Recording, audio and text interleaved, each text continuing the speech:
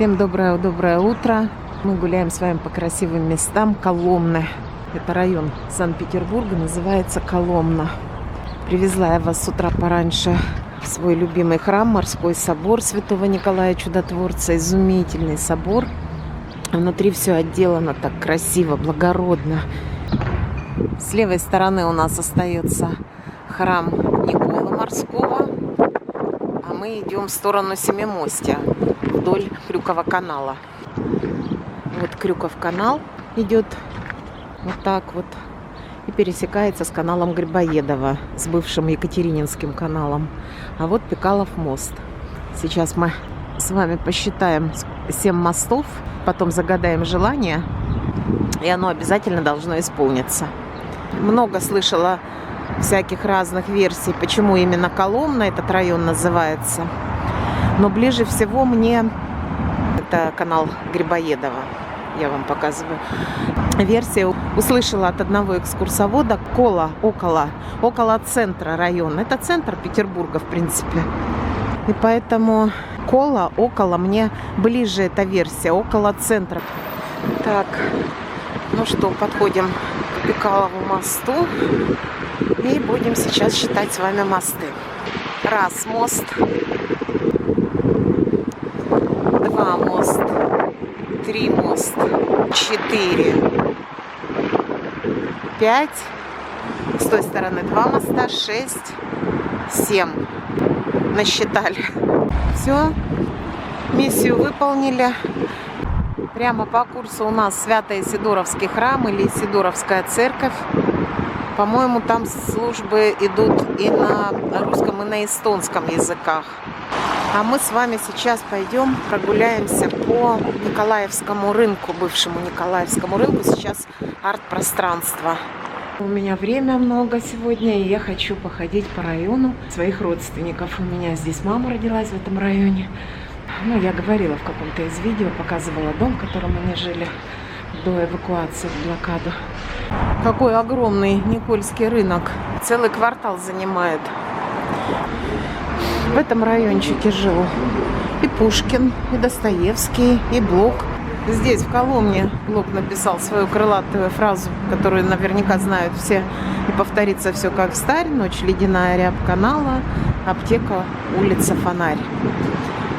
Аптека эта существует до сих пор возле Мариинского театра. Вот такое карусельки. Можно перекусить что-то в легкую. Тут неаполитанская пицца. Пиво 270 бутылка. Как-то пиво зимой мне вообще не хочется. Так, ладно, особо тут смотреть нечего. Можно сюда приехать, только, наверное, поиграть с ребятишками, да, сходить в ресторан пообедать. А так себе пространство не впечатлило особо. Ну-ка, а тут цены в ресторане какие? Видно вам картофель фри, луковые кольца 340. Ассорти сыров, картофельный салат 490, цезарь 660, 700, 660. Это разные начинки. Эспрессо 150, капучино 200. Летом здесь, наверное, хорошо, но сейчас делать здесь нечего абсолютно. А мы гуляем с вами по Коломне сегодня. А сейчас хочу зайти выполнить задание дочери, купить конфеток Крупской, фабрики Крупской. Здесь магазинчик очень симпатичный есть. Мы в прошлый раз там тоже покупали. И потом покажу вам свое любимое место в Питере. Вот прям вот точку, где, не знаю, место силы для меня. Здесь в основном располагались беднейшие доходные дома. Контингент жил непрезентабельный, так скажем. Но так как недвижимость была недорогая, селились и те, кто победнее. Также много здесь представителей искусства селились, потому что здесь была сначала большая сцена, потом Мариинский театр был построен. А вот какая прелесть, посмотрите. Честно сказать, я даже не в курсе, что это за дом. тоже что-то невообразимое.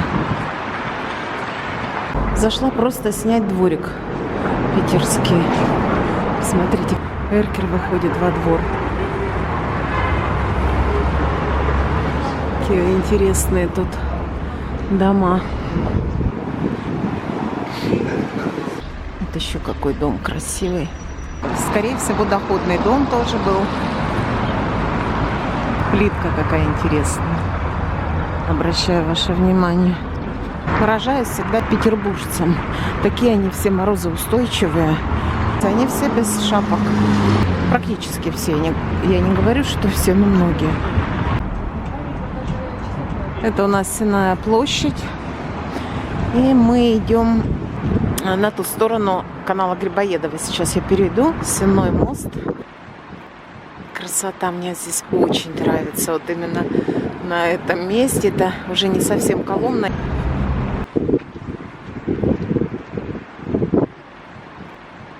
Давно хотела я посетить Опрашку.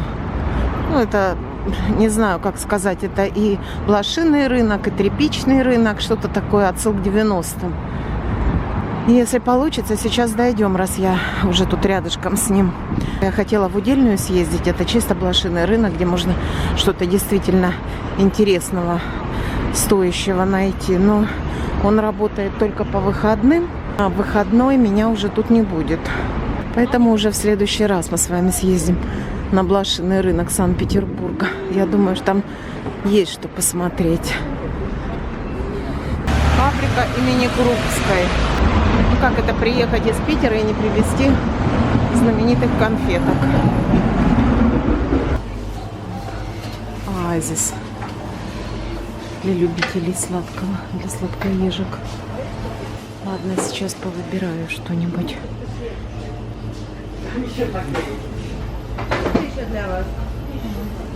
Глаза разбежались, не знаю, что взять.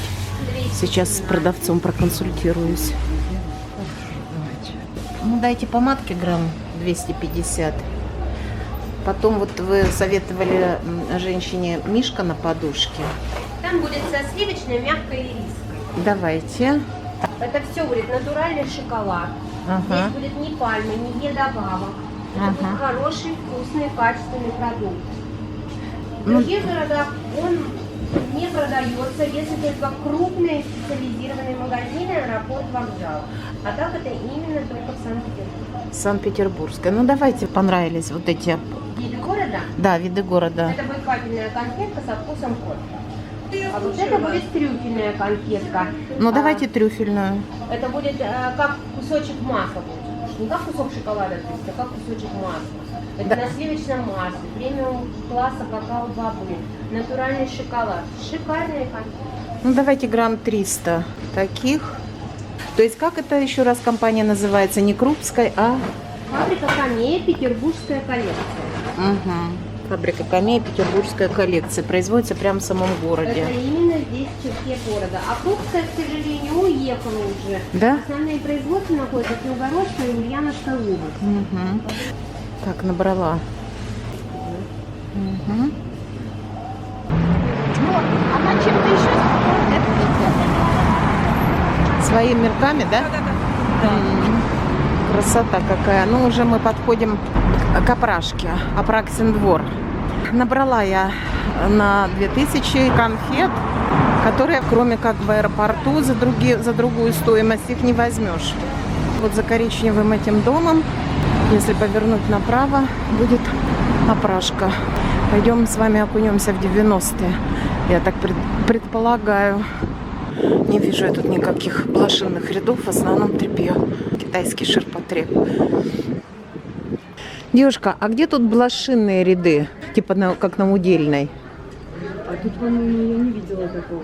Здесь нет? Здесь в основном вещи? Есть, в общем, что-то такое. Прямо идете, Ага. корпус. Вы не уходите, поверните вот туда. Идете, видите арку, допустим. Заходите, там вот все, что нужно. Да? Хорошо, спасибо. Наверное, будем отсюда выходить. Я почему не посещаю никакие эти наши садоводы? Я была несколько раз на Черкизоне. Мне этого хватило. В общем, надо ехать, конечно, в Удельную, на Удельный рынок.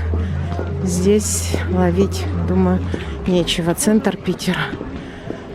Так, она, девушка сказала мне направо повернуть, но куда-то еще углубляться. Не, ребят,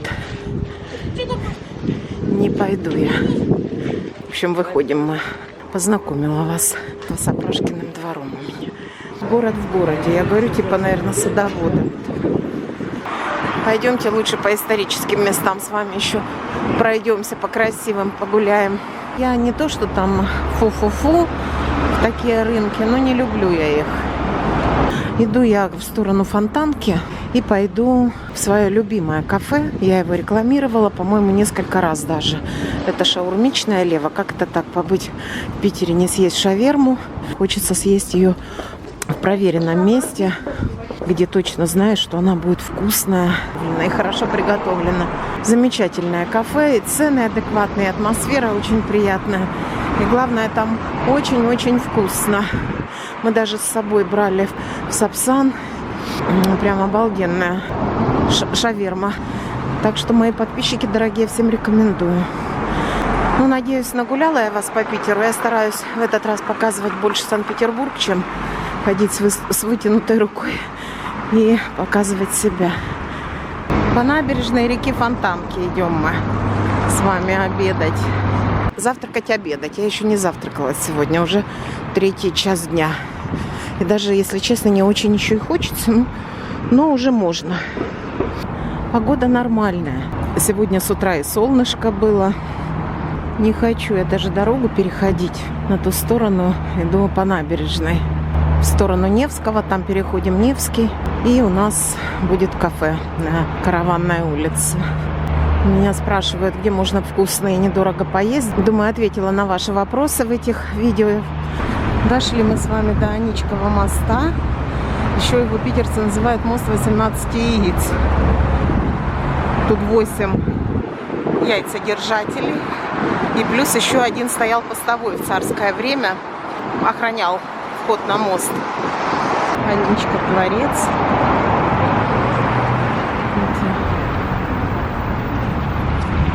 Так. Ну и мы переходим. Город чистый, меня в этот раз порадовал. Осенью мы приезжали, как-то по сравнению с Москвой было грязновато. А сейчас прям порадовал. Чисто, красиво, вкусно пахнет. Различных кафешек. Краны 24-26. Сразу с Невского заворачиваете. И вот шаверма и бар.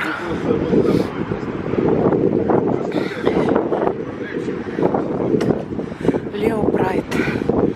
Семья Львов, что ли. Я в каком-то из видео показывала уже меню их. Мне больше всего нравится нажористость. Видите? Свиные ребра, нажористость. Напитки всякие. Так, шаверма с курицей нам не интересно. Шаверма с говядиной. Вот хочу посмотреть. Классическая, сырная, спайси, мексиканская, арабская, греческая. Так, на лопате есть. Мы тогда брали с дочерью на лопате. Полноценный обед на двоих. 960 рублей. Да, действительно. Можно не только наесть. Смотрите, нажористость, сколько слонов. И со свининой есть. И шаверма не стандарт.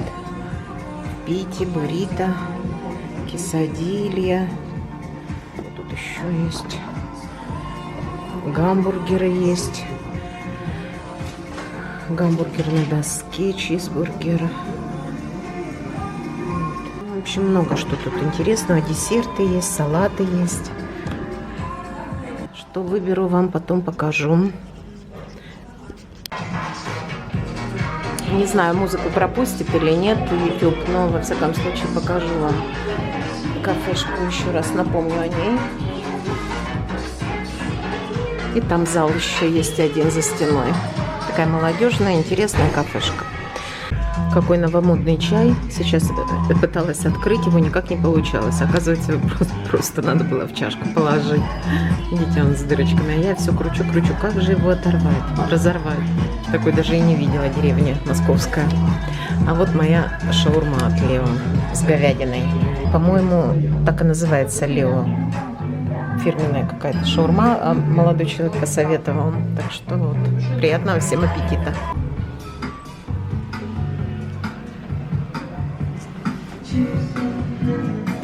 Так как у нас здесь скидочная карта, там 5% даже скидка была, и мне вышел счет в районе 500 рублей. Ну что, жизнь заиграла другими красками у меня. Вот Караванная улица, оттуда я вышла. Это у нас манежный, новоманежный сквер и манеж. Вот прямо по курсу. Какой дом интересный.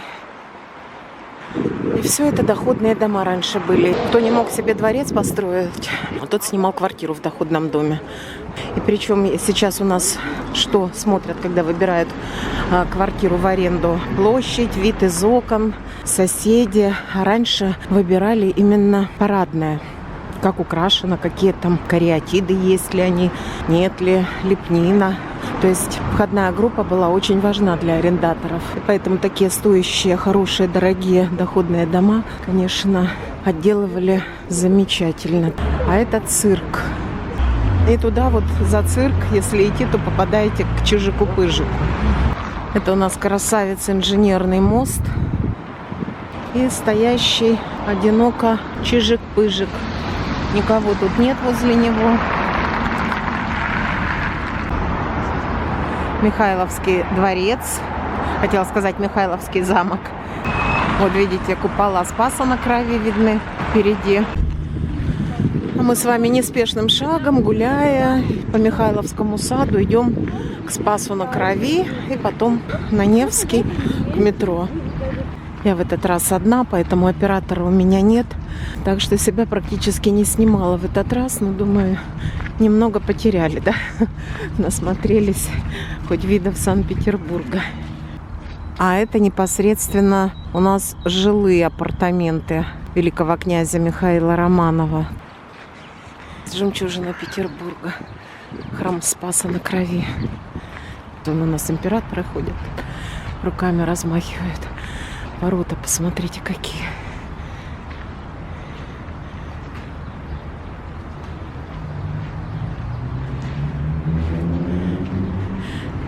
Кованые ворота, это не литье. Обалдеть.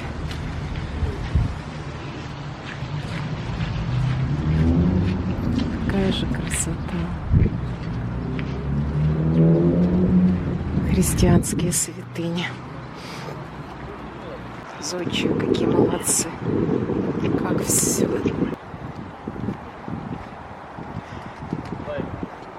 А? Здравствуйте.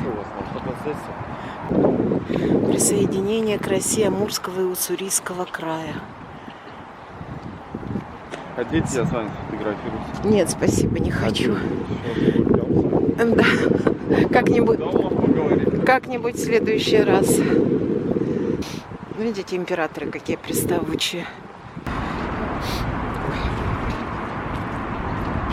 Так, мои хорошие, у меня заканчивается батарейка. Всем пока-пока, хорошего настроения, здоровья, радости душевной, всяческого благополучия всем желаю. Спасибо, что были со мной. Если понравилось, ставьте лайки. Мне очень приятно знать, что и вам приятно. Вот на этом красивом фоне я с вами прощаюсь. Следующие встречи у нас будут уже из Москвы.